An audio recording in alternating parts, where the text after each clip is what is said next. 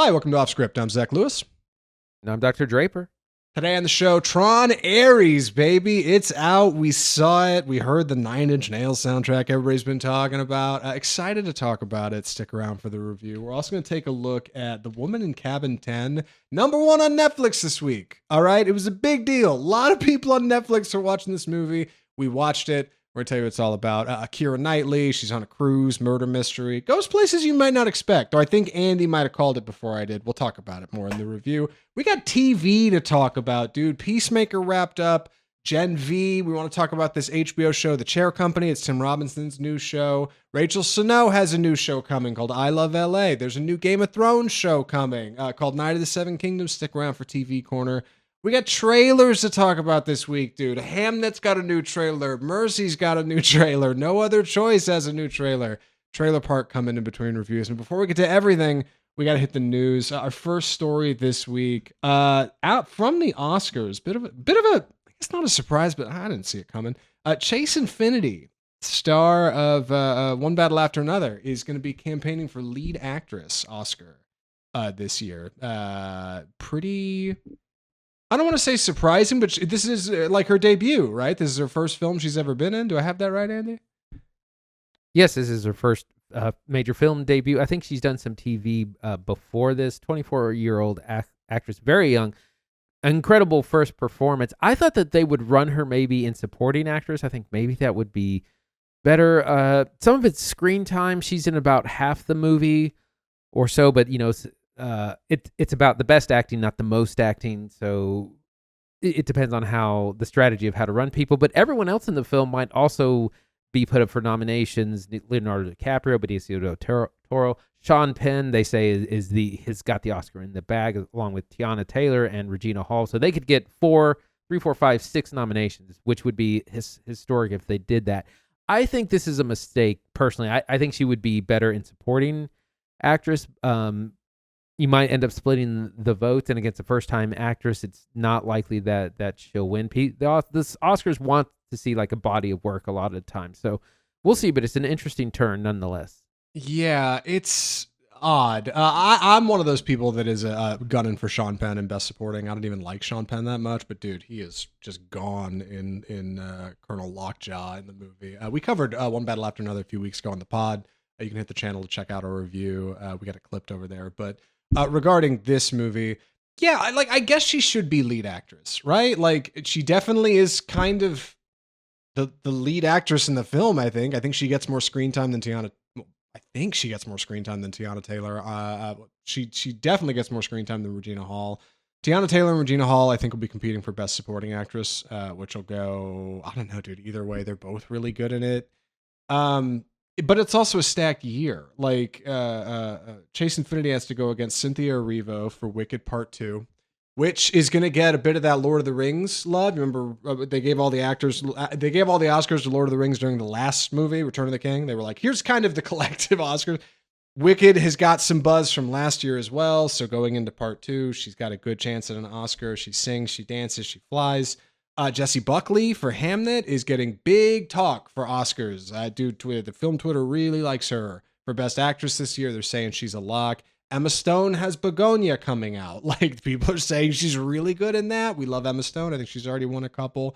It is an absolutely stacked year. And that's leaving one other person, right? That'll come from something. I saw somebody say Kate Hudson maybe for Song Sung Blue. We didn't cover that movie, but yeah, I don't know where it's going. It just seems like a real tall category. And I like Chase Infiniti a lot. I don't want anybody to think that I'm saying she's bad in the movie. She's great in this movie. But dog, Best Actress is Best Actress. You know what I mean? It's a tall order. Yeah, it's definitely going to be a stacked year, and a lot of these movies haven't come out yet, so we have to see. And again, you never know until it's actually out. A lot of times there's buzz about some movie, and then it comes out and it's just kind of mediocre. I mean, we saw that with The Smashing Machine, where Dwayne Johnson does an incredible performance in a kind of mediocre movie, and that generally doesn't cut it for the Oscars. Also, some trivia: Chase Infiniti is named after Buzz Lightyear, to infinity and beyond. That's where her last name comes from, and her first name is actually named after Nicole Kidman's character in Batman Forever, Chase Meridian, I believe. So she's named after Buzz Lightyear, which is a fun little tidbit. Yeah, it's happened before. For what it's worth, debut winners have one lead actress in the past. Julie Andrews won for Mary Poppins in 1964. Barbra Streisand won for Funny Girl in '68. Diana Ross, Gabrielle Sidibe won for Precious in 2009, and Quvenzhané Wallis won for Beast of the Southern Wild in 2012. Like, it does happen for sure. It's not to say it can't happen. It's happened more than a handful of times in the past.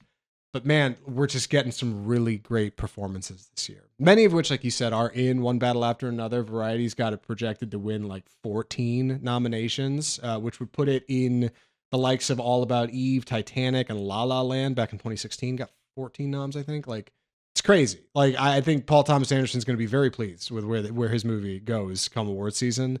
As for Chase Infiniti, like, I'm pulling for, I hope. But like, man, it just...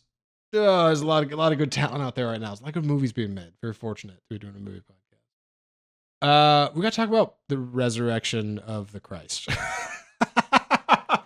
Variety had this story today, and I added to the outline real fast before we hopped in because it was kind of a light news week. Mel Gibson is making a sequel to The Passion of the Christ, and it's called The Resurrection of the Christ. It's a two-parter, and it comes out in 2027. Part 1 comes out on March 26th, 2027, which is Good Friday, Easter. as I understand it. Yes. Yeah, and Easter then, weekend. Easter weekend. And then part 2 comes out exactly 40 days later on Ascension Day on May 6th, 2027. The reason this got headlines this week is because we all thought Jim Caviezel was going to be returning to the role. And the original film came out in 2004, 2003.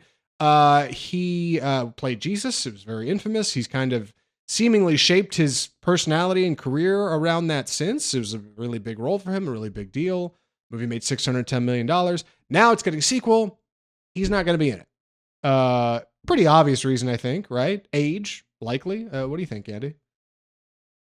Yeah, that movie is nearly 25 years old, and all these actors are 25 years older. They mentioned in the article that they would have to do a ton of de-aging stuff, and so you might as well just recast everyone. Also probably cheaper as well. Cuts down on the budget.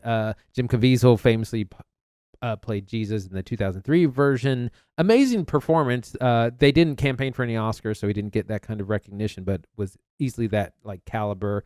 Monica Bellucci played Mary Magdalene. So all these actors are much older now, and they've had to recast. It's interesting to see the two films come out really close together, and there is a built-in audience for these kind of faith-based filmed. I don't want to say that there's not, but I don't think it's going to make the kind of money it did back then. 610 million back then, probably close to 800 or 900 million today. I just don't see these movies doing that much, largely because audiences, populations in general, have declined in religiousness, and also movie-going is also kind of taking a bit of a dive in the last 2 years. Yeah, it's weird. We were talking about it for the podcast. Ultimately, like really quick on recasting Jesus, like it's fine. Did you say who it's going to be? I can tell him. Jaakko Ootinen? You can. Yeah. Okay. So Caviezel is being replaced by a Finnish actor named Jaakko Ootinen, who was in Netflix's The Last Kingdom. It's a Netflix series. He's in the 5th season. He plays a character named Walland, which is a Dane warrior. Everybody else is being recast as well, right? Like Mary Magdalene, your disciples. Everybody's got to get swapped. Like Andy said, mostly just due to age. Everybody's older now, and you'd have to do a lot of CGI and de-aging stuff, which would hurt the budget.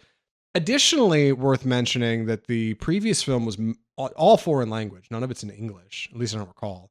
It's all foreign language, and many of our actors that are going to be in this are coming from all parts of the world. We have actors and actresses from Italy, Cuba, Poland, Finland, and as far as I understand it, this film will also be foreign language. So we don't have to worry too much about anybody's accent specifically, because I think we'll all be watching the film in a language that most of us aren't too familiar with, which is fine.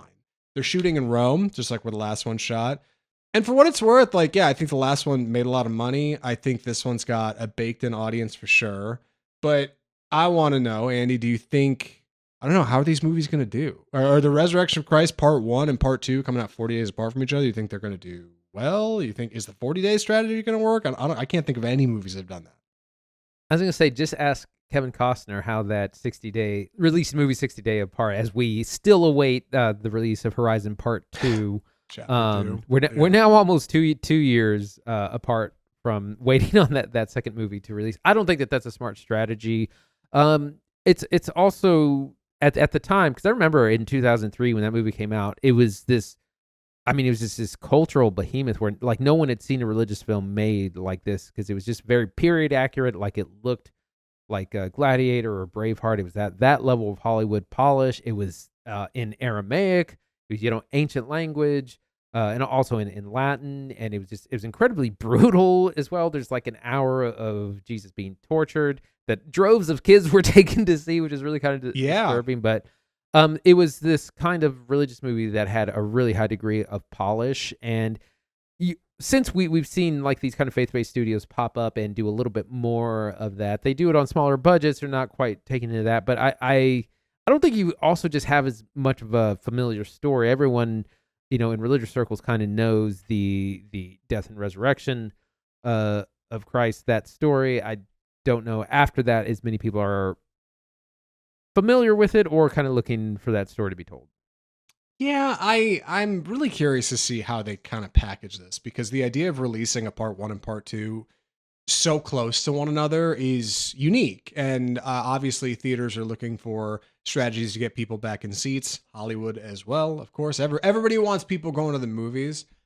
I know Horizon had this pitch that they were going to do like part 1 and part 2, 6 days across from another. Never worked out. We're still waiting on Horizon 2. Sam Mendes' Beatles movies have been talked about having this kind of quick release strategy, one every month or something. Like, I don't know if that's going to happen, but I mean, when they were kind of conceptually talking about it, we covered it here on the podcast. And here we have Gibson putting out 2 movies within 40 days of each other.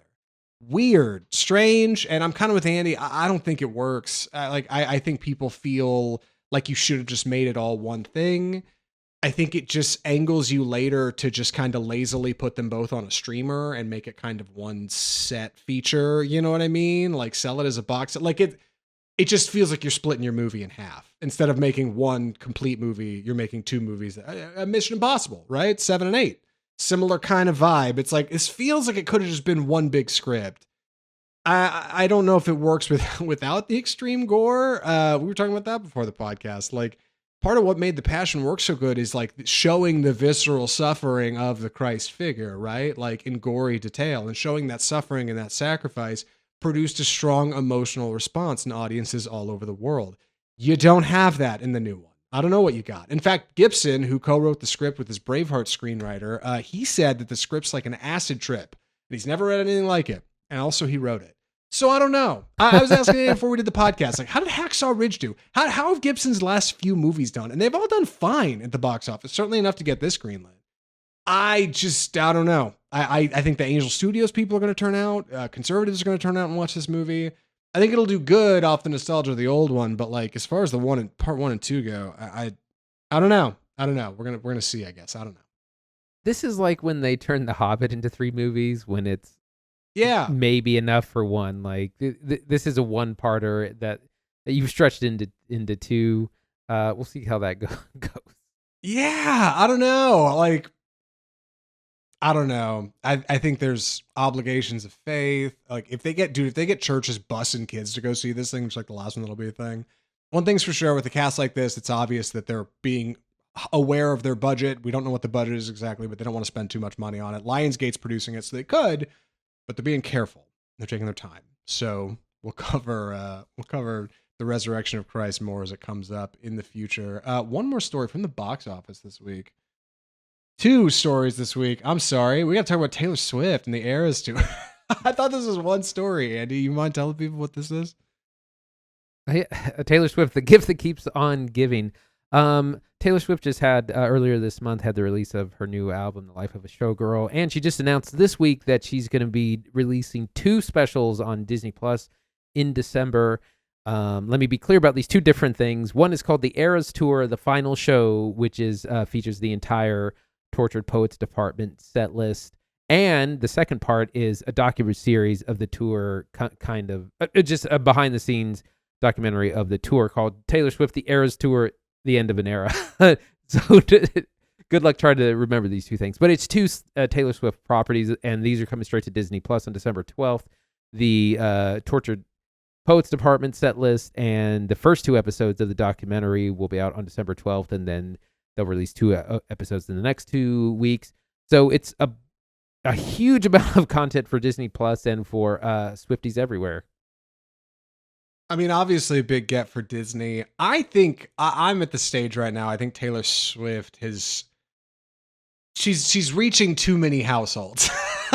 Like, I think her impact is so wide reaching in the algorithm and the way content is spread out to us that I see much more content about her than I normally would.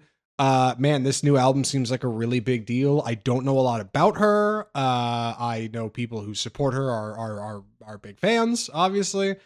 But yeah, it seems like she's kind of suffering a bit of affluenza in the moment. Like, it just seems like she has so much in her life with her awesome man and her tour and her unwavering fans, army of fans, and her ability to travel the world and have great influence. And like, I don't know, it just seems like she's everywhere. I was reading something like her new album's got like 37 editions or some crazy. That's probably not even real, dog. I probably sound like a crazy person just saying that on this podcast. Like, I don't know. She's got a lot going on. What do you think's going on with Swift, Andy?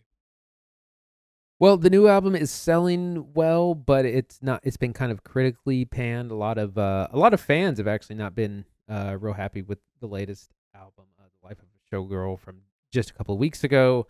But she's got an army of diehard fans that I'm sure will like to see this kind of content, and it'll be over or dispersed across the Christmas holiday. People need stuff to watch at home, so I'm sure it'll do fine. The diehard fans will love it. I think probably. Yeah, big get for Disney. I mean, shoot, why not? Why not be doing business with the biggest music star in the scene right now? One more story from the box office. Jared Leto's Tron is not doing as good as people expected. So it's weird because I feel like Tron was going to do pretty fine. You know, like considering how much marketing I was seeing about it, but no, it came in way under expectations. Yeah, Tron Ares kicked off the weekend, won the weekend with 33.5 million domestically, 60 million globally, but it was it's expensive film, $180 million budget before marketing. Again, we generally need to make about 2.5 times the budget, so that would put it at like 450, 500 million before it's profitable, and it's way under that, and it's not going to even make its budget back probably. They always make these movies way too expensive. Every Tron movie has kind of underperformed. They're very similar in that they have great visual style and good music soundtrack, but the audience just isn't quite there. And I saw on Red Letter Media, they had a video where they're talking about that Disney was trying to essentially launch a franchise like the MCU. They essentially eventually just bought Star Wars because they're like, we can't get this off the ground ourselves. So it did win the weekend, but it's way under projections. It's gonna be a big bomb for Disney. Yeah, it's hanging out at a 57% on Rotten. At least that's the critic score. Audience ranking's a lot better at 87%. I think I've read mixed things online about it. We're going to talk about it in just a minute. But regarding the box office for Tron Ares, dude, Andy and I were talking to somebody just last night about this. I do not understand why Disney is spending so much money making movies. This movie was $185 million to make, and that's after tens of millions of dollars in tax breaks and production credits. Why are you spending this much money on a Tron movie? Like, Tron doesn't work. It's big and lofty, but historically has never gotten off the ground. We've done this twice. We're doing it again. You got the star of the worst Suicide Squad and Morbius at the face of it. Like, I just don't know what they're thinking. And like, it's not so much that like the idea of Tron couldn't work, right? The grid is cool, and the soundtrack is definitely what we're talking about from Nine Inch Nails. We're gonna talk about it in just a minute. But like, just like the talent, right? You should be able to look at who's going into this thing and see it's not going to work. Your director, Joachim Rønning, I think is his name. He directed the worst Pirates of the Caribbean movie and the worst live-action Maleficent movie. What are you doing? Why are you spending $200 million on this guy? Like on this project? What are you thinking? You know? And I don't know. I'm not a Disney executive. I don't know what they're thinking. But like, dude, you got to make movies cheaper. If they just made it cheaper, then this $33 million would be a great opening. It'd be a great opening. Like, that'd be great. but like they just set the bar so damn high. I don't know what they're thinking.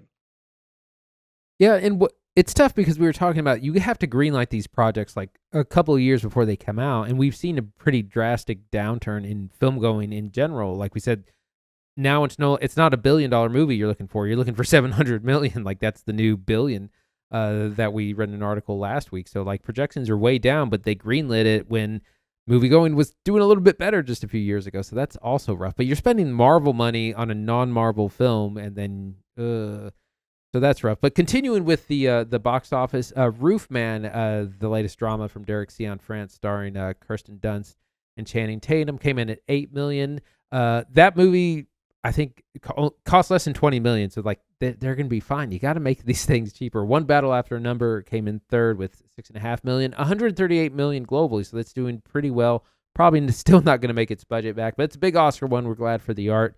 Gabby's Dollhouse, the movie, the Netflix film. Made $3 million over the weekend, $45 million globally. Big hit for the kids in that. And then a new one in the top 5, Soul on Fire, which is Sony. I think it's an Angel Studios thing. $3 million, which was also a $3 million movie. I had to look up what this was, but this is about a motivational speaker who's he set himself on fire as a child and was disabled, and he burned his entire body, 100% coverage of burns. So it's about him overcoming that, his just self-worth, and he's now a like motivational speaker, travels the world talking about his experience, his faith, and all that thing. So that made the top 5 as well. I had to look up. I had no idea what this movie was, but that's what it is.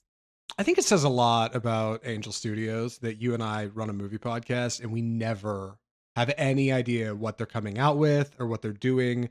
None of their content gets advertised to you and I, who do this all the time. But like they still turn out a profit and they still make money because they are advertising to a very specific audience that you and I just aren't in. And I don't know. Yeah, I go to the theater and I see a poster for a new Angel Studios movie and I'm like, okay, cool. It's something faith-based, and I just don't think a lot about them, but like, man, they're doing all right. That's what makes me think like Passion or Resurrection of Christ might have a good chance. Like those guys have been at least somewhat popular. So I don't know. Soul of Fire turning it out. Also, yeah, Roofman. I don't know. I haven't heard anything about Roofman. Like real lukewarm. Fine critic reviews. Got like an 85 on Rotten. Like seems like people like it okay. Other stories. The Smashing Machine is taking a 70% dive, still in the top 10, but that movie's done really poor business, unfortunately, and it's again very expensive, $50 million movie for A24. It spent probably not quite that much on marketing, but still, that's a big bomb. I know we haven't seen Benny Safdie's brother's movie. Josh Safdie is doing Marty Supreme. It's coming out this Christmas with Timothée Chalamet. We talked about it last week on the pod. Early reviews are very, very strong for that movie, whereas Smashing Machine was looking like maybe not so. Benny Safdie got $50 million to make Smashing Machine. Josh Safdie gets $70 million to make Marty Supreme. Where do you think the budgets are landing on these guys for their next feature? Because I'll bet Benny's going to be around 50, maybe like 30, 40, probably something smaller. Whereas Josh Safdie, like if Marty Supreme's a banger, he's probably looking at, I don't know, 80, 90, 70 million is the most A24 has ever spent on a movie. So they're putting it all on Josh Safdie. He's the brother they're going with, and it seems like that's going to be more successful. That movie is also 3 hours, and it's also a sports biopic, and in a strange way, I think it's probably a lot more than that. I don't know, that's an expensive movie, and that's an expensive like indie movie essentially. Yeah. It is a big awards play for sure, but I mean, I think you have to see how that movie does. If Marty Supreme bombs or underperforms, I don't think either of them are getting the budgets they just got for these films.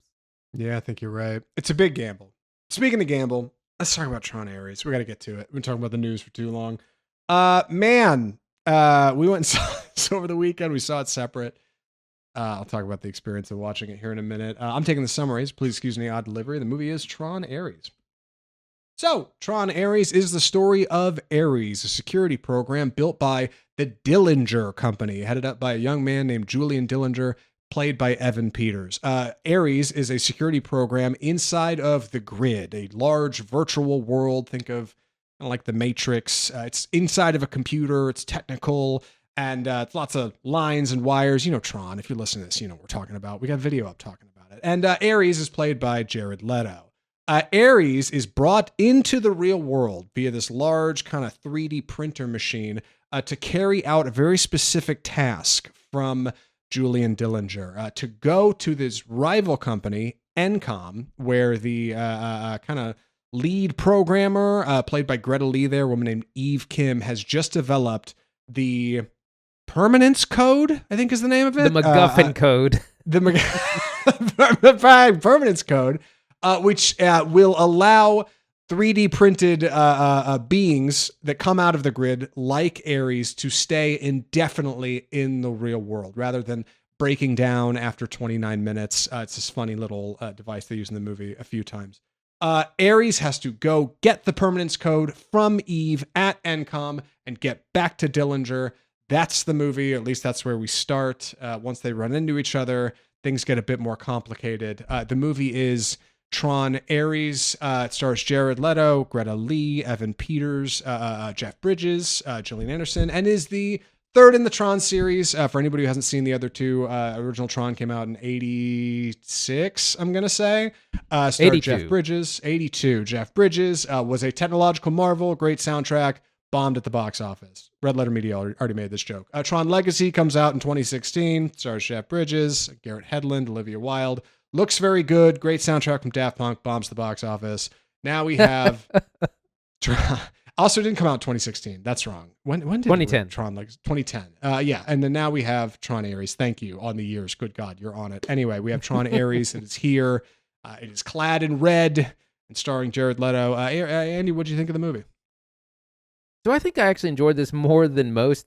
I think this is kind of getting overhated online. I think people are just going in with unrealistic expectations. Again, these movies have never really been that great. Like they're visually kind of stunning, good soundtracks, but it's not really like hard sci-fi. They're not bringing really incredible like concepts. It's not like Arrival or something like that. So I went in with pretty low expectations and I had a good time. To me, I think the soundtrack really helps it. Like the soundtrack from Nine Inch Nails is just like kind of booming the whole time. It's like an EDM experience. You're just going along with the action. The visuals are really great. I think you have to look at this almost like this is a Disney property. It's a Disney movie in a lot of ways.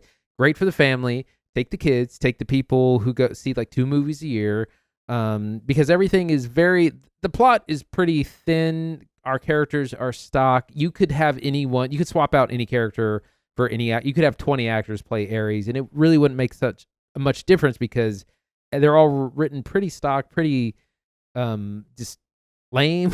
Greta Lee is unfortunately underused. Like again, anyone could have played her. She does a good job. I did actually like Jodie Turner-Smith's performance as Athena. She's also like a soldier program, kind of Terminator-esque character. So I had a good time, and I think a lot of this works, but I think people are just kind of expecting too much from this. I thought it was fine. Yeah, I'm in the expecting too much camp, I think. I really didn't like this movie. I didn't like it at all. I really struggled with it. Nearly fell asleep. Boring. The plot is awful. Every character is one note. There's 5 too many characters. The best parts about it are its visuals, its music, and there's some lofty themes in there. I'll be honest. Like there's some stuff in there that works good.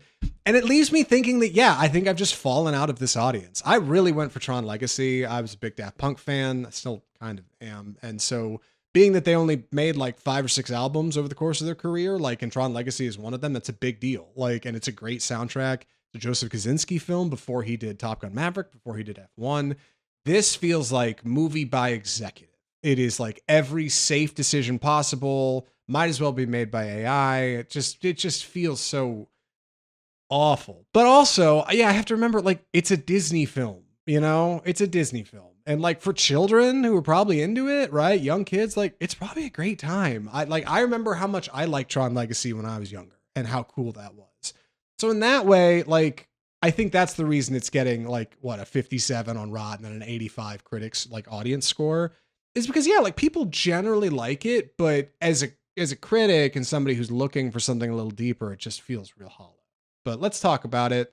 Should probably talk about the look first, I think, and then the sound, and then let's get into our characters and plot, right? Because really, I think the two things Tron does best is presentation, both in look and sound. So the look of it, movie shot in Vancouver. It's mostly just kind of outside the grid. There's stuff in the grid to flip on the traditional format. Our old Tron movies, character gets pulled into the grid, right? They get pulled into the virtual world, and that's where we have our big adventure. Well, here it's the opposite. They're breaking out of the virtual world. Fortunately, we definitely get some grid stuff, but it's a secondary location. There's also a couple other variations of the grid. We don't do spoilers here, so I don't want to talk too much about it, but there's kind of some clever iterations and callbacks to previous series. Part of the reason Jeff Bridges is in the film. But for the most part, we have a very red movie. Red LEDs, red lights, red paint, and all that stuff looks great. The way these like red bikes and red machines come out and like pour through the city and leave these like solid walls of light that are like cutting cars in half and stuff is really cool. Like, it looks rad. It seems interesting. You don't know exactly how it works. And when you do get pulled into the grid, every minute you're in there, it just seems like this boundless place of fantasy land. It's like Mario going to the Mushroom Kingdom or something. It's like Neo going into the Matrix. Like, I think all of that stuff looks fantastic. Machines like building out of code and like degrading and exploding into things. Like, really good looking movie. And it sounds fantastic too. Yeah, I really went for the visuals. It looks really cool. It starts off, there's a big motorcycle chase early on in the film. You got the light cycles, like you said, cutting cars. They spend a lot of time outside of the grid, kind of outside of the Matrix world, which some people don't like. I thought it was fine. The visuals are part of what works best. You have these cool 3D printed soldiers and 3D printed equipment inside the digital world and out. Sometimes it does kind of look a little bit too video gamey, like you feel like you're playing, Call of Duty or something. It's particularly when you're in the grid world, it looks very cutscene and video game like. But again, the visuals are one of the things that impressive, and that's what I kept thinking, like, this would be great for younger viewers, like for people like 10-year-olds that are done with the Minions, ready for something a little bit more mature. That's the kind of movie, and it has a lot of action and all through the film. So that was the things that I think that it does well, and that did work for me.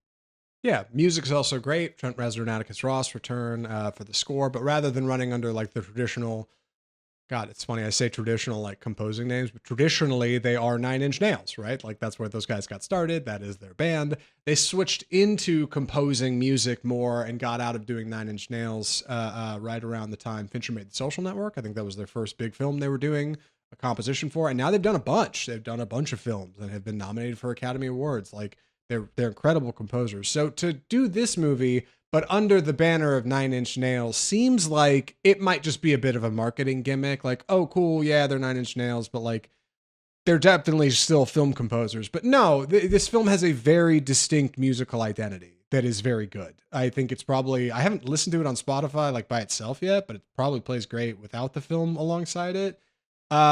It reminds me of Daft Punk's score, but it also reminds me of like Ludwig Göransson's score for Black Panther 2.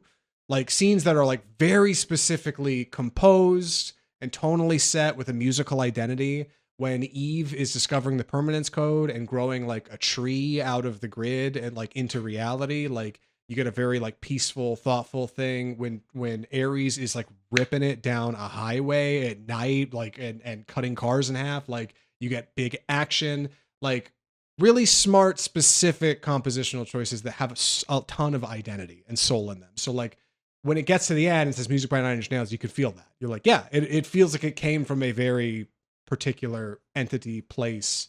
That stuff's really solid. Yeah, I think the score is one of the things that I think does a lot of heavy lifting. It really elevates all the action scenes that we see. It keeps it keeps the film. It helps keep it going.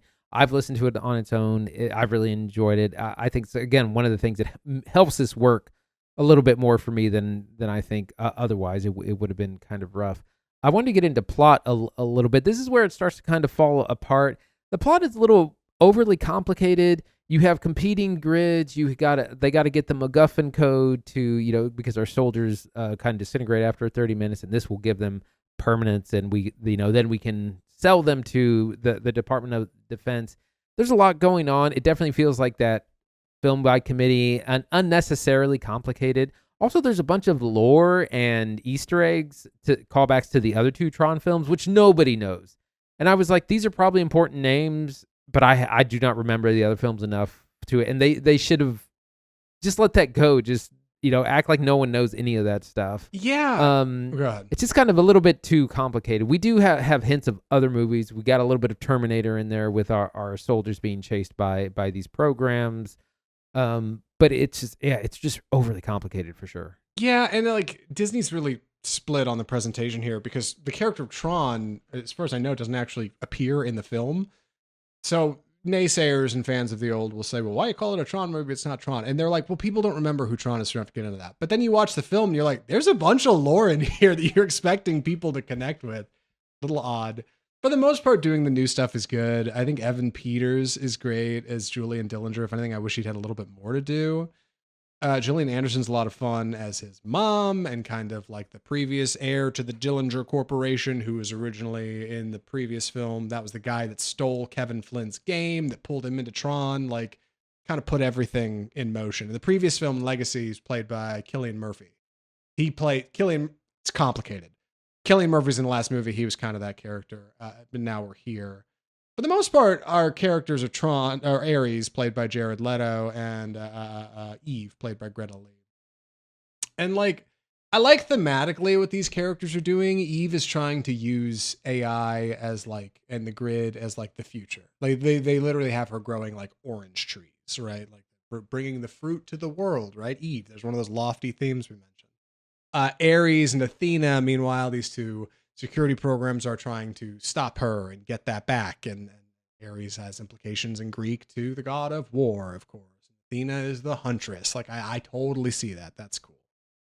But like, the movie's got a few too many characters. Like, outside of just these few we've mentioned. Too many characters. Yeah, Eve has a sidekick, and then like that sidekick, there's a CEO of Encom, played by Hassan Minaj, and he's got a sidekick who's like barely in there, and like Julian Dillinger's got a couple people running around him that don't need to be in there. Cameron Monaghan shows up in this movie really briefly, and a lot of that points to like probably problems in production, along with like a blown up budget, right? So considering how much money they spent on that movie, a bit of ADR in the film. There's some stuff they kind of cover up, some things that are exposition that's covered with like screens.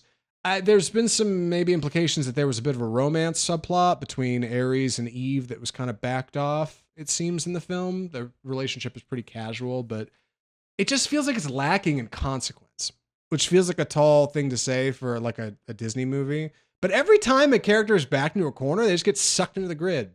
And then they're in the grid, and oh no, how are we getting out of this? They get sucked back out of the real world. Like every time something seems like it's going to get bad, they just get portaled away. And it's like, okay, I get it. It's a Disney film though. And it's unfair for me to say that, like, I don't know. I think it's kind of an unfair critique, but watching it as an adult, I can't help but feel like, man, this is just like I don't know. It just feels small. Gillian Anderson is also in this film, and for some reason has a British accent. Like, she's not British. I was told she was British. Is she for sure not? I don't really know. Now I'm not uncertain. I know. I heard that she wasn't, and she's putting in one here. But like Evan Peters doesn't have a British accent, so it kind of isn't making sense. But yes, there's way too many characters, and this is where it seems like they're like, well, we need a woman and a person of color, and they need to be in positions of, again, it's committed to death, and there's just like 10 main characters, and it's just too much. I think Greta Lee is good, and this is like her first really big budget movie after she kind of hit it big with Past Lives, and also she's on the morning show on Apple TV. She's fine, but I said every character in here could be swapped with any other, like name 10 other lead actresses. You could swap them and it wouldn't make, because they're not unique enough. They don't have enough personality outside Jodie Turner-Smith, who I really liked as Athena. Everyone else, like Chris Pratt could have played Ares, Miles Teller. Glenn Powell actually would have been probably pretty kind of funny, but it was just like the characters are so bland. And but it, again, through the lens of like a Disney, Disney Channel film, it's great. Yeah, like and I'm really not a fan of Leto at the top. I feel like he's been getting a lot of criticism, and he rightly should. Like he's playing Ares like this, like Terminator, essentially, like cold-hearted machine, right? Like no emotion. But then over the course of the movie, he starts to discover like empathy, and that like Eve's character has a different intention for the grid, and like hopefulness and goodness for the world. And this permanence code could mean that things could really last and things could really change, right? And he doesn't have to be a cold-hearted machine. And like Leto just does not emote that at all. It's really poor. And it's like, this is just not, I don't know. I wasn't convinced. I didn't fall for it. Like, and again, maybe I'm too old for this stuff. Somebody suggested maybe Evan Peters should have played the character. She played both Julian Dillinger and then like the alternate security program version that Dillinger created, right? Ares. And I was like, that would have been cool. Like we've seen him play stuff like that on American Horror Story. He can play multiple roles. Like, I don't know. Yeah, I think Leto is kind of miscast. Greta Lee, I think, ends up just screaming a lot. Like, it's a bummer. I think there's some obvious problems in the edit. I think there's some obvious problems in the direction. Joachim Rønning directed it. He directed Pirates of the Caribbean 5, and Maleficent 2 for Disney. And then most recently in 2024, he did that new Daisy Ridley movie, The Woman in the Sea, where she's swimming through the thing. Which Right. I heard was okay. Like, I heard that was all right. Clearly that got him the runway to do this movie. But it's just messy, and it just doesn't feel like anything of real import happens. And it's kind of pro AI and oddly pro like technology in the future is good. We should keep running towards it. And overall, it just ends up feeling like the other Tron movies. It's like visually great, music's great, thematically interesting, lacking in plot for me. And I just felt like it didn't get over the line. With Leto, it's funny because I think he's an executive producer on this movie. So, his character, like they describe Ares and they're like, he's the smartest, the strongest, the fastest. No one is better than, and it's like, you literally are writing that about yourself. Just glazing right there in a Disney film, for God's sake. Think of the children. Yeah. Oh I don't know. Anyway, I'm running out of things to say about Tron Ares. I wish I didn't feel this way. Like, I think I'm suffering overhype a little bit. I think I'm definitely suffering like my opinions of the previous film. It happens all the time. I want to be objective here. I want to say that this is not as bad as I'm claiming. I don't think it is. So with that, any other thoughts or recommendations, Andy? I think I'm ready. Andy, would you recommend Tron Ares?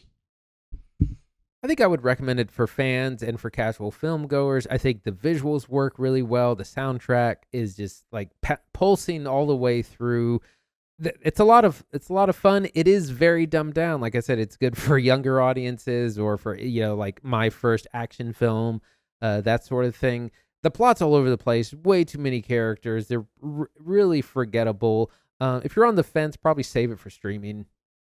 I'm in the opposite camp. I think Tron Ares is a big skip. Wait for it to come to Disney Plus and watch it on the smallest screen possible. I hope they learn a lesson. I don't think they'll make their money back. I know it comes out next week in China. Maybe it'll have some kind of big pop, but it seems like it's met under expectations. It's going to continue to underperform. It'll slide over there in 60 days, 45 days. Go watch it there. You're not missing anything. You don't need to see it in a theater. Good soundtrack, though. Great soundtrack.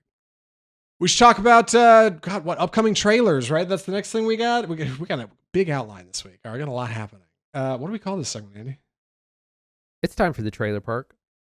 We're going to kick things off with the new trailer the full trailer for No Other Choice, the new film from Park Chan-wook, which is probably not coming out until January. And all we know, the premise is an unemployed man who works in like landscaping looks to take out the competition literally in order to secure contracts for your job. And we see a little bit more of Chan-wook Park's style in this, and that potential for a lot of grisly violence, which he was kind of known for in the early 2000s during the Asia Extreme movement, where we got this really graphic, intense violence from there, things that we like, very different from Western action and violence. He pulled away from that a little bit in the last two films. It looks like he might be getting back to those roots. This trailer looks great. I wish it was coming out sooner. It might have some Christmas releases, but I'm very excited about this. Yeah, it looks like a really great time. It looks very funny. It looks very cynical.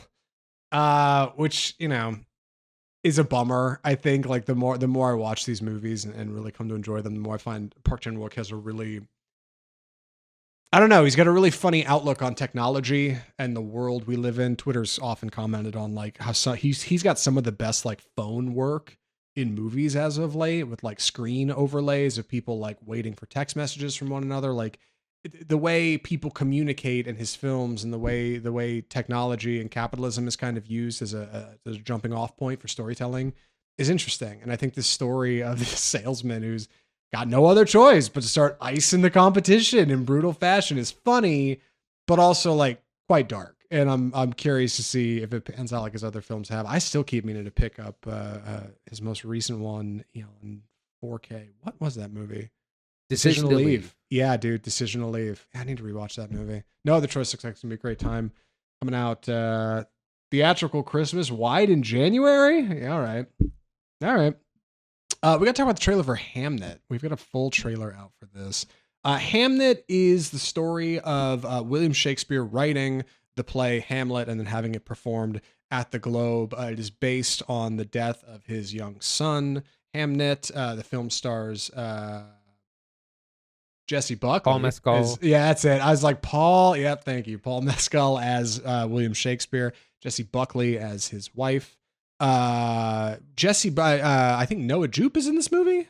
Briefly, I think he plays one of the actors in his company. This movie has been getting a ton of festival praise, a lot of Oscar talk and award season talk, notably for Buckley. People are saying she might be a lock for Best Actress this year. Big competition for Chase Infiniti, one battle after another. But now we've got a full trailer, and let me tell you, quite emotional. Oh, and from director Chloe Zhao, I should say, who did Nomadland and then did The Eternals over at Marvel, and has been kind of quiet since, and now this is coming out. Very exciting return to form for her after coming out of the big studio machine on the other side. Scheduled to come out this Thanksgiving, November 27th. What do you think, Andy? And this looks really good. It really looks like a tearjerker. And from everything that I've heard that people have actually seen it at the festivals, it is. They're like, I was bawling through half of it. It's really powerful film. It gives a lot away in that they have this great love story and connection, and they begin raising this family, and then one of their children becomes sick and inevitably passes away, and it's about the crushing pressure of that and aftermath, and also kind of, I think, recovery from that. Heard great things about Jesse Buckley, that she's an Oscar lock, at least for nomination, if not the win. I think that this looks really great, but it's definitely bring your tissues. Yeah, that'll be out this Thanksgiving, November 27th. Next, we have the trailer for Mercy, which is this. Looks like it should be a straight to DVD, straight to streaming film from Amazon Prime. This is a futuristic sci-fi film starring Chris Pratt and Rebecca Ferguson. Chris Pratt is someone accused of a crime in the future and has to be convince an AI played by Rebecca Ferguson that he's innocent. He's in this chair. It's a bit like a bottle film. A lot of screens, and the AI says you have access to all information and cameras and the whole internet, and you have to prove to me that you didn't commit this crime. It's basically the plot of Minority Report in a lot of ways. It's taken a whole lot from that. This looks real bad, but I do love Rebecca Ferguson. She's great as the AI at least, but it's a rough film. Yeah, I was really excited to add this to the outline when we saw it just a few days ago. This is essentially from the people who made Ice Cube's War of the Worlds movie for Amazon, right? It's also the same people who made Missing and what was that other movie? Screen movies, right? You've seen a couple of these, or you've heard of them before. Movies that are mostly taking place on a screen, and you're watching windows and programs pop up to tell you information, right? Like that's mostly what's happening here. And this one's held down by, Chris Pratt in a chair in a CGI room, and Rebecca Ferguson in a chair in a CGI room, and then a bunch of screens happening in between them. Like you said, plot of Minority Report. It looks awful. Truly terrible. And the funny thing about Ice Cube's War of the Worlds is because it came straight to Amazon, everybody could go dunk on it, and it popped and got memes, and people could go see it. This is coming to theaters. Like, dude, huge L for Chris Pratt. I'm glad Rebecca Ferguson, however, who can do no wrong, is getting the bag. But this looks terrible. This looks awful. January 23rd. Just ugh. So rough. Really rough. We got to talk about one more movie coming out in January. We saw this trailer today. Very excited to talk about this. This is the trailer for Sam Raimi's new film, Send Help. So Send Help is a story of Lisa Little, who is I think she works in HR or corporate something, corporate drone. Yeah. Who's built like a librarian. Her hair's tousled and up, and she's got her glasses disheveled, and she's just trying to get by at work. And her boss, played by Dylan O'Brien, who is much younger, is not having it. He thinks Lisa sucks, and she's got to do something to impress him, or else she's fired. And she's crying in her car, and life sucks, and he's the worst boss ever. Well, they get on a private plane to fly across the ocean to go to some kind of conference. It's her last chance to do good at this job, or else she's out. And then the plane wrecks. And in Sam Raimi fashion, Dylan O'Brien and Rachel McAdams wake up on the island. Dylan O'Brien's injured. He can't walk. Rachel McAdams, Lisa Little, has to look after him and forage and fend for herself. And we end up in a slash between Castaway and Misery, where Dylan O'Brien is like, I'm your boss. You have to do what I say, even though he's injured. And she's like, I don't have to do anything you say, dog. Like, these are laws of the jungle out here. It's bloody. It's gory. It's funny, and it's from Sam Raimi, director of the Spider-Man trilogy and the Evil Dead films, right? And Darkman. Like, I'm really looking forward to this, much more than I thought I would be. The longer I watch the trailer, the better it looks. We got a big plane crash. There's blood at the end. I don't know. It looks wild. What do you think, Andy? So when this first started, it looked very, very cliche, and it almost looked like a rom-com setup. It's like an enemies to lovers setup. This overbearing boss, this shy underling.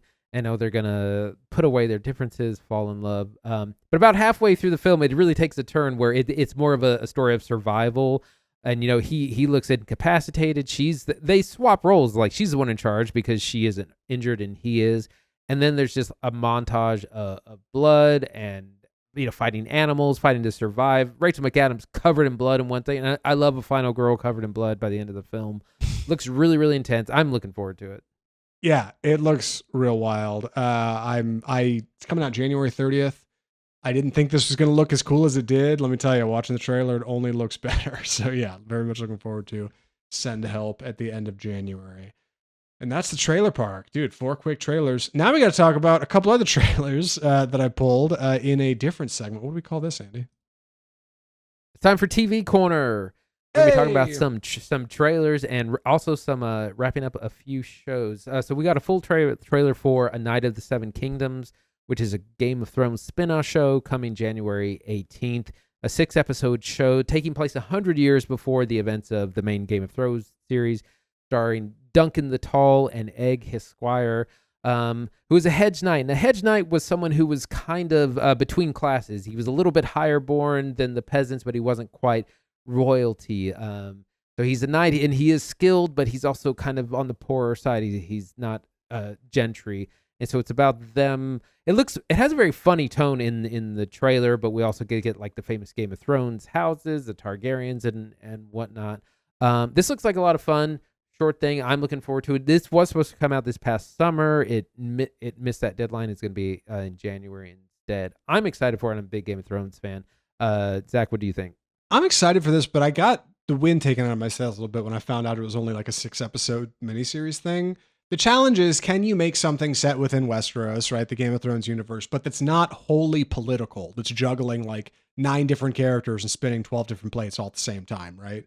This is just one guy. Like, it's just pretty focused, and his squire, right? And I thought that's kind of cool because I think the world of Westeros is rich for storytelling, but it seems like they're not that invested in it. Like, it's just 6 quick episodes. Like, it just seems like kind of a tester, a teaser, just to see where it goes. Relatively small cast, not any real big names in it. It's set 100 years before the previous series, so I think you get a lot of room to roam. Also, worth mentioning, I would have thought the technology 100 years prior in Westeros would be pretty basic, because things are relatively basic in modern Westeros, but I don't know, it seems to be largely the same. Doesn't look all that different to me, but for what it's worth, like, seems like it'd be good. I wish they were doing more of it. Maybe they're going to do 6 here and see how it lands. And if it does good, maybe they can like greenlight another series or find another story to tell in here. Like, seems like a big, it's big wide land out there. You can go anywhere.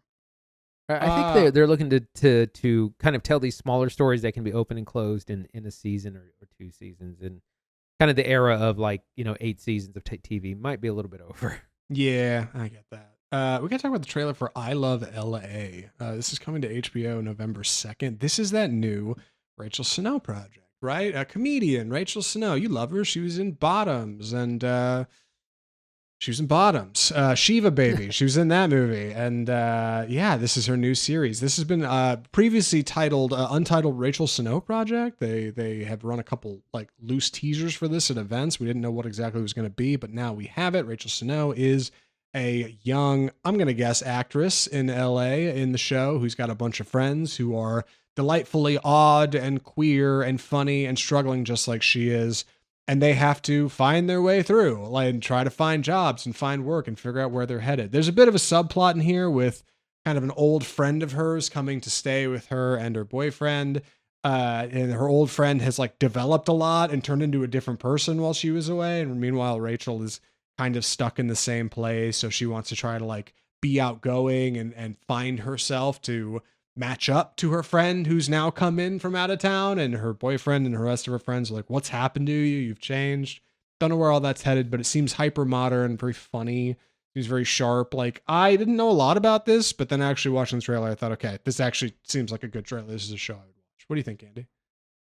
So this is continuing in the long tradition of the things like Sex in the City and Girls, which came about 10 years after that. It's in that thing. It's about kind of young women in the city navigating relationships. And this time we've changed the setting from New York to LA, where those other two shows. And again, it's a Gen Z, Rachel Sennett is a Gen Z actress. Everyone in there is around that age. So it's Sex in the City for the newest Gen Z generation. I'm a big fan of Rachel Sennett. I think she's really funny. She's in Bottoms. I'm looking forward to this. This comes out November 2nd. Excited to see, probably a half-hour show, that kind of thing. Yeah, light, funny. Should be good. I'm going to change things up a little bit here. We're going to save our Peacemaker discussion for the very end of this. I wanted to briefly talk about The Chair Company, which is a new comedy series from HBO starring the great Tim Robinson, who we saw over the summer in Friendship. And if you like Tim Robinson, you'll probably like this. He plays a business guy, just regular, he's got a family, works at a corporate job. He's given this presentation one day for a big, real estate development. And he goes to sit down at the end, and his chair just completely collapses. It's a really embarrassing moment. Everyone's laughing at him. He's the butt of a joke. And he gets really mad about it, gets hyper-focused. And he tries to, find the company who's responsible for the chair, get in touch with someone. And the more he digs, the less he finds. He can't find a phone number. He can't find an email. And he's like, he eventually might have an address. But he convinces there's this kind of conspiracy going on with this chair, and that he's at the butt of the joke. There's also a number of subplots with The Office in general, because he's kind of a middle manager. But it reminded me a little bit of The Office, but not quite like you think. It is in the office setting, but he's not an incompetent boss the way Michael Scott is. He's good at his job, but he, like most of his movies, most of his movies and all of his comedy is about him crashing out and hyperfixating on something, and crashing out because he fixates on that. But this show just came out this week, and I thought it was hilarious. I was bursting out laughing in the first 10 minutes. There's a couple of jokes that I was just had me bowled over, and there's several of those throughout the whole show. It's a big star. If you're into Tim Robinson style of comedy, I think you'll like it. If not, it might be too cringe for you. I've watched, I think, a fair bit of Tim Robinson stuff. I've watched I Think You Should Leave seasons a couple times through. Detroiters a couple times through, which are really funny. Went and checked out Friendship. He has such a funny penchant for awkward things happening in a semi-professional setting where everybody's supposed to be playing a sort of role, and introducing very human mishaps and people crashing out about those things, and everybody else around them trying to maintain professionalism and dignity in kind of this role that they're playing.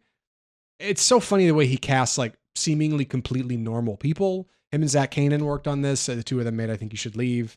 And while this isn't from the same people that made Friendship, it seems to echo a lot of that same sentiment that somewhere he seems to play really well, which is relatively well-meaning, albeit kind of awkward guy at the office, has something that would otherwise be small and embarrassing and insignificant happen to them and just cannot handle it and lets it become their whole personality. It's funny the way he hyperfixates on stuff. I really need to check this out. I'm really looking forward to watching it. So yeah, I'm glad you enjoyed it. Would recommend first episode? Absolutely. It's only 30 minutes long, so you could give it a chance. If it's not for you, you can bail. But it's the funniest thing I've seen in a while. Really getting to become a big fan of Tim Robinson. Wanted to very briefly talk about Gen V, the Boys spinoff show. I've kind of abandoned this, not because it's bad, but there's just been a ton of TV. We just finished up Alien Earth. There's Peacemaker. There's new shows. I'm a couple of episodes behind, and I'm just not excited to like. It's not a must watch. Like when Alien Earth was on, I was like, clear my calendar. Same thing with Peacemaker. Clear everything. I'm setting aside hour to watch this. Gen V, it just I haven't. I do want to finish it and catch up with it. Maybe we'll do it over like holiday break, but I've just kind of abandoned the show at this point. But I will finish it because I did enjoy season 1. I think the moment is passing, or maybe has passed for The Boys. And I think the people who make The Boys are kind of aware of that. I know they're wrapping it up. I think the next season is supposed to be the last season, right? Yes. And I know Gen V got greenlit when things were going really well for The Boys, but like we talk about a lot in the show, sometimes you have to approve an idea and then 2 years later it actually comes to fruition in the entertainment business. And season 2 of Gen V is iterative of that very notion, right? Like when you greenlit season 1, the show was hot, right? And then season 1 comes out and the show's still pretty hot. Well, things have cooled off. And now season 2, the spin-off of the show that is cooling off, is here. I don't know if it gets greenlit for season 3. I haven't checked it out. I didn't watch Gen V season 1. It's a bummer to hear you fall off of it, though, because you're a comic fan and you're a Boys fan. You've kept up with it. So I think it's worth mentioning when you're like, hey, man, I'm just not super into what they're doing right now. I mean, we've seen in real time kind of the decline of the superhero film and the decline of the MCU and just kind of how we've renegotiated what makes a successful film box office wise. And yeah, it's a little bit like Stranger Things. Like it's just taking too long.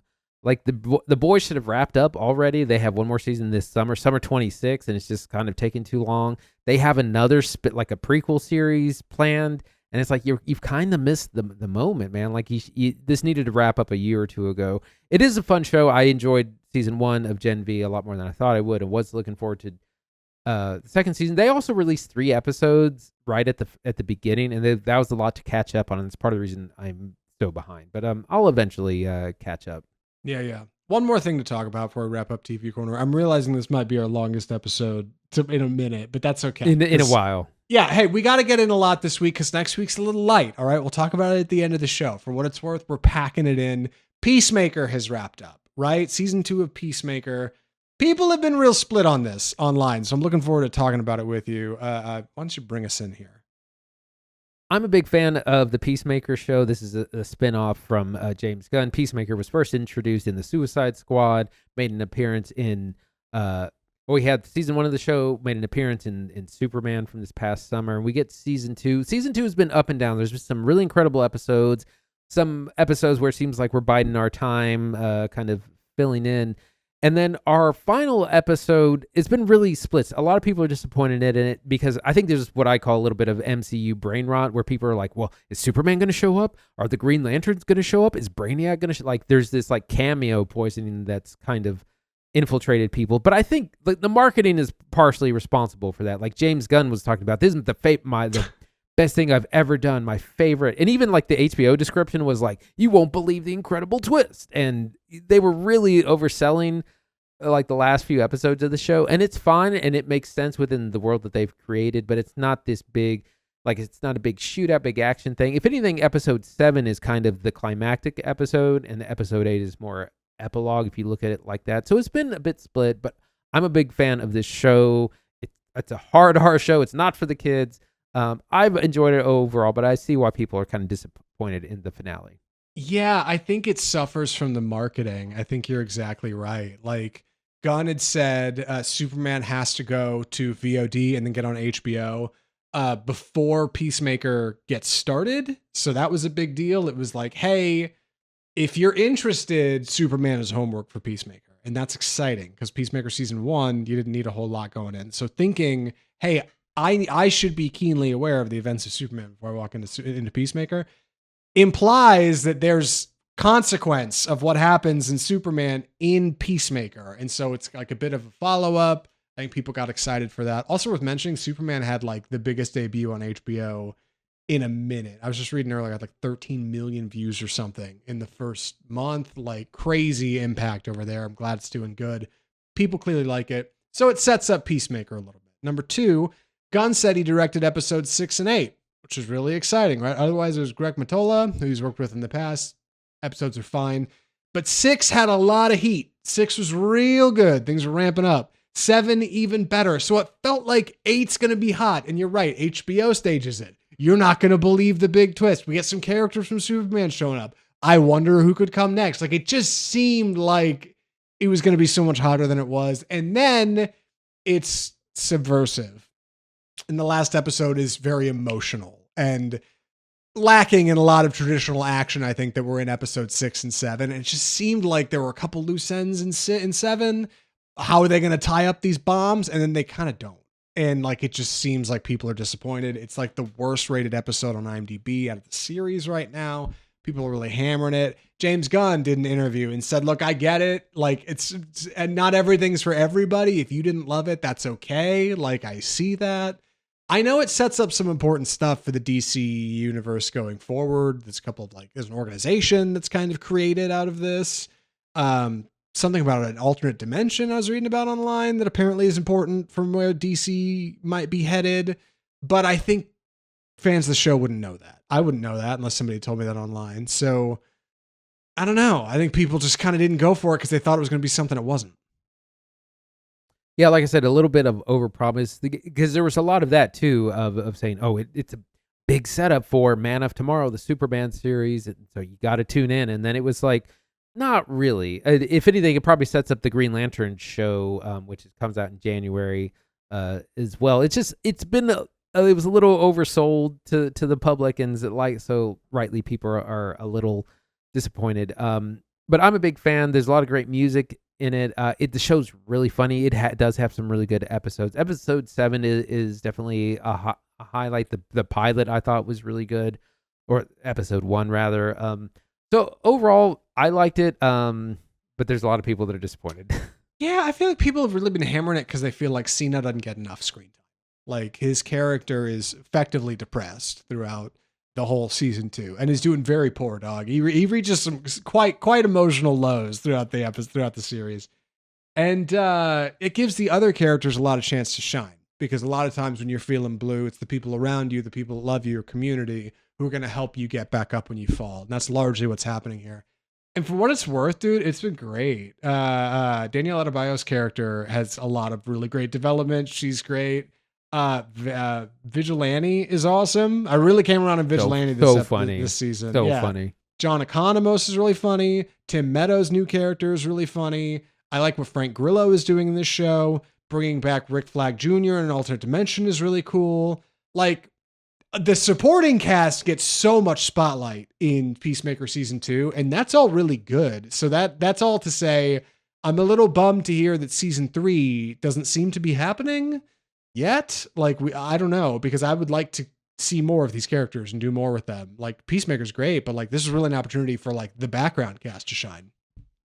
It seems like they're probably going to be tying them into the future films, probably at least Man of Tomorrow. So to be seen if you do a third season, or if you just tie them into, they're like Guardians. They're just part of the larger Avengers, ensembles that you can choose from. So we'll see. Like I said, the next property on the horizon is the Green Lanterns TV series in January. Yeah. All right. Well, that's the DCU. That's Peacemaker. Overall, not too bad, I guess. Wouldn't recommend for the series. I would recommend for if you're a fan of the DCU and comic book stuff, highly recommend. It is hilarious, very violent. Like I said, very very grown up. It's not for the kids at all. Yeah, a lot of fun. If you haven't seen it, at least check out season 1. Like they're different tonally, the 2 seasons, but like season 1's a lot of fun. Season 2 is a great follow up. Would recommend. Good time. And with that, we got one more movie to talk about. Dude, this episode's going so long. We're going. We're going to move through this Sorry one, to though. the listeners. Nah, hey, it's got to be a jam-packed one, all right? Like I said, we're going light next week. We'll talk more about it at the end here. But one more review to cover. This is the number one movie on Netflix, all right? That's where we should start this. This is the number one movie on Netflix. Everybody watch this weekend. So for you out there who don't know what this movie is, I want you to know you're the ones out of touch, not us, all right? We know what we're doing. We got programming here on the podcast.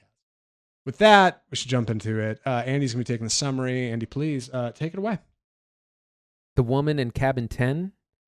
So this is an adaptation of a novel, of an adaptation. There's like 3 writing credits that are all separate. It's like novel, adaptation, and then this screenplay. Original novel by Ruth Ware, screenplay by director Simon Stone, who's done just a couple of other films. Stars Kiera Knightley as journalist Laura Blacklock. She goes on this luxury yacht with Guy Pearce, and she's going to be doing an op-ed on their foundation. His wife is sick. She's dying of cancer. She only has a few months to live, and they're going to be making a giant donation to cancer research. And Laura Blacklock is here to cover this story, kind of rub elbows with the rich and famous on this super yacht. When one night she spots what she thinks is seeing someone thrown overboard. She immediately sounds the alarm, and she, they get the crew in there, the captain, everyone, but then everyone's accounted for. Crew's accounted for, all the guests are accounted for, and they say, everyone's accounted for. What are you talking about? And they let her investigate. They let her interview crew and meet other people, and everyone's there. But she knows what she saw, and she smells that something isn't quite right. Something's afoot. We have an impressive cast of characters. We also have Hannah Waddingham, Gugu and Botha Raw, and we have the billionaire, the tech guy, the social media star, the doctor. These kinds of things. A little bit of an Agatha Christie mystery of what's going on. That's our setup. Zach, what do you think? So I kind of like this movie. I liked it more than I thought I would. I've been conditioned at this point to Netflix slop, where most movies that come straight to these features are not that awesome. I think what works about this movie is the book. All right. The book written by Ruth Ware is solid. I think The Woman in Cabin 10, which sets a good plot and pacing and script for our little murder mystery here. And secondly, I kind of like the setting. I like the setting more than I thought I would, because most of the movie is shot on the actual cruise ship that they're on. It's a $150 million ship. It's called the Savannah. All right. They didn't pay $150 million to shoot on it, of course, a little bit more low budget than that. But the movie is largely shot on the actual ship. So we're not in the volume.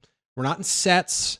All right. We're like when Kiera Knightley is out by the water, that's real ocean spray on her face. Like her hair is getting whipped all over. In fact, watching Kiera Knightley on a boat in a movie is really funny. Like I definitely got a big laugh out of her. Yes. For the most part, I think we are. You weren't so convinced, but for what I think here, I think for saving on budget, they did shoot most of this on this actual thing.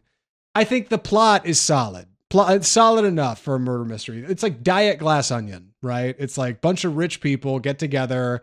Something bad goes wrong. We got to figure it out. Also, we're all isolated. Like, I like Guy Pearce in it. I kind of like Kiera Knightley. Like, I know not everybody's into her, but I like what she's doing in here.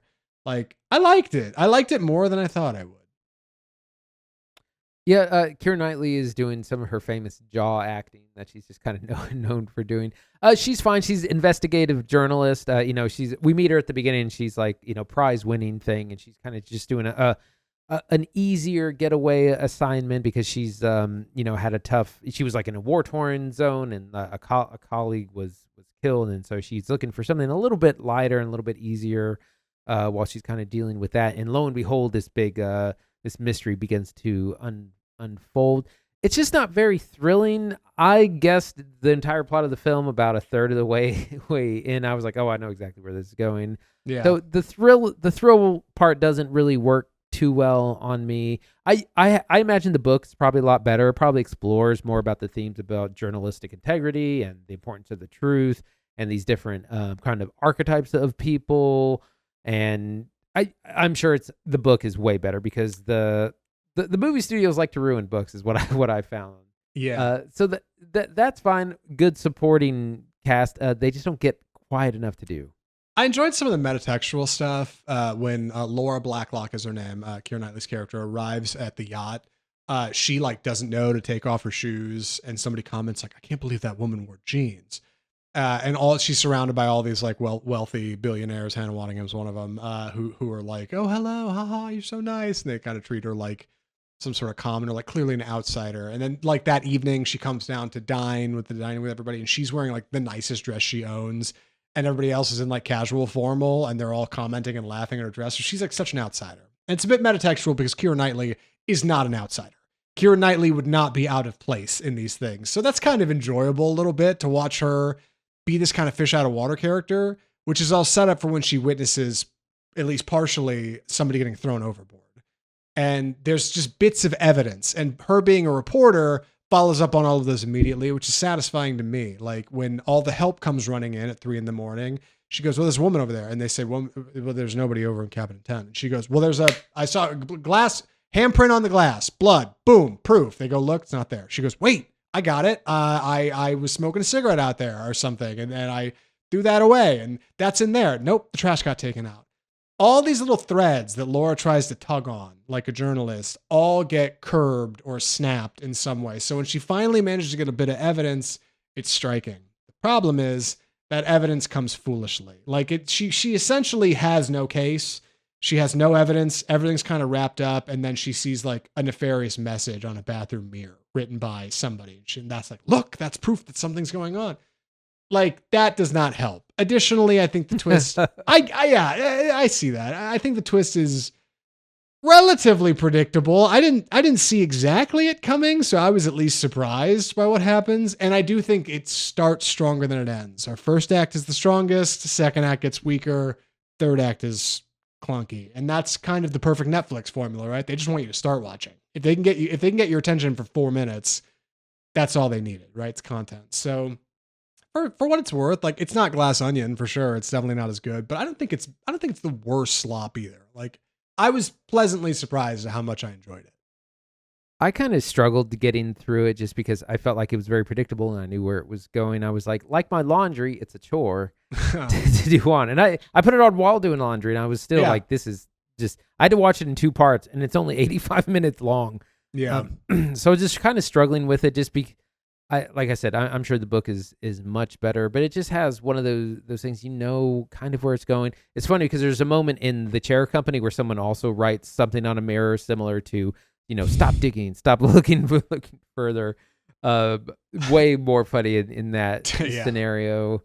So yeah, it's like I said, it's kind of fine for the background. Yeah. I wish I had more to say about presentation. Whereas Tron Ares, I can be like, the music's incredible, the visuals are striking.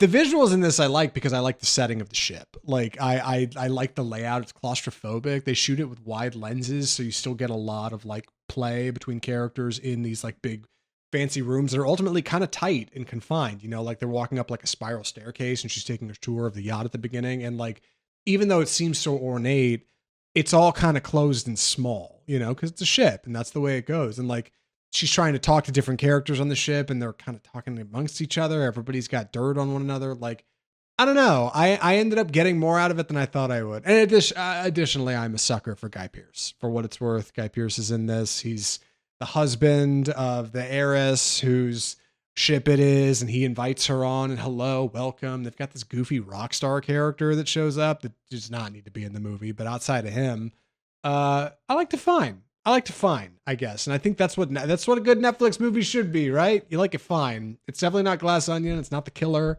No David Fincher. But I liked it okay. More than I thought I would.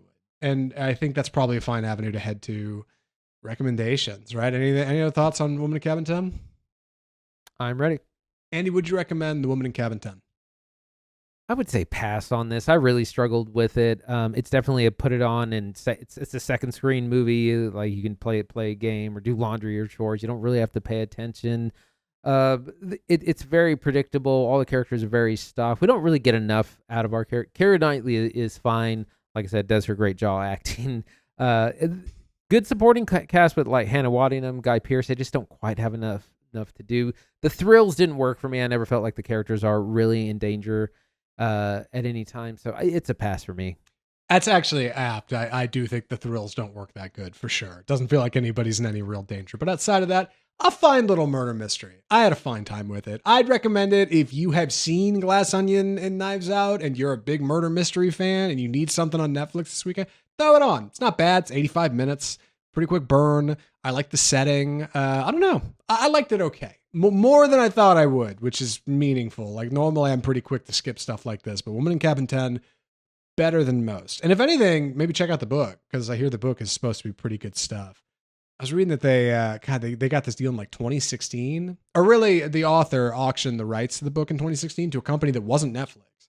And then somewhere along the way it dropped off. And then after COVID, they picked it up and they were like, "Here, we want to make it." And then before she knew it, she was getting emails and they were like, "Hey, what do you think about Kiera Knightley for the lead? Hey, we're going to rent this huge cruise ship and film it." Like really odd little production, but like, I don't know, pretty harmless. I don't know how Netflix movies make money exactly, but hopefully it'll make whatever they spent on it back. Like, I don't know. Won't get a sequel, I don't think. I don't think there's anything. It's just a one-off, just little Agatha Christie-esque murder mystery, I guess. So yeah, Woman in Cabin 10.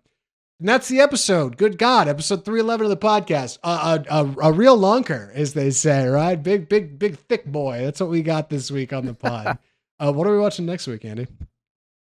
So I'm doing some traveling next week, so we'll be taking the week off, but we'll be back on October 28th with some possibilities. After the Hunt, the new film from Luca Guadagnino is out this Friday, on October 17th. Springsteen Delivered Me From Nowhere on the 24th. The horror movie Shelby Oaks also on 24th. So we'll see which one of these we're going to see. Possibly some streaming things as well. Some FYI releases. Black Phone 2 is out this Friday, October 17th, along with Good Fortune, the comedy starring Keanu Reeves as a guardian angel, along with Aziz Ansari. Also on October 17th, I think that movie's doomed. Also, Begonia on October 31st. That's probably a limited release, but that's also beheaded here. So we'll be back in a couple of weeks after some travel. I'm pretty sure the last two Yorgos Lanthimos films we've been like excited to watch. We see when it's coming out. Andy and I both literally go to Google to look up showtimes, and it's like nothing in your area. And it's like, dude, every time with this guy. Like, I love the movies. The limited releases are killing me. Like, please get this thing out as fast as you can. It's great. It's a movie for the freaks. If you enjoyed the podcast today, episode 311 of Off Script Film Review, or any previous episodes, best thing you can do to help us out, just hit subscribe. Or just like a video over on the channel. It makes a huge difference. We are growing very quickly. Very quickly. I'm very pleased to say things are going really well on Off Script. So come check us out. Throw a like on the channel. If I didn't know any better, you might come check out the YouTube channel and see something you want to watch. Instead of just coming over for like pity likes, you might go, "Hey, wait a second. There's something there that actually intrigues me." We might turn out something you're interested in. So please come check out the YouTube channel. Big things happening over there. Facebook, Twitter, TikTok, Instagram. Check out all our social media spots. Throw us a like over there if you can. Comment, engage, whatever you can do. It helps us out a ton in the almighty algorithm in the sky. Let's see. Our audio listeners, we're on Spotify, Google Play, iTunes, iHeartMedia. You can throw us a rating and review over there if you enjoyed the episode. Let us know what you thought. If I'm crazy, if I got Tron Ares all wrong, let me know. If Woman in Cabin 10 is way better than either of us understand, please share. Happy to hear it. You can check out our website, offscriptfilmreview.com, and you can hit us with correspondence directly via email, the old-fashioned way, at mail@offscriptfilmreview.com. From all of us at Offscript, the home of Bold Cinema, I'm Zach Lewis. And I'm Dr. Draper. Thanks for watching.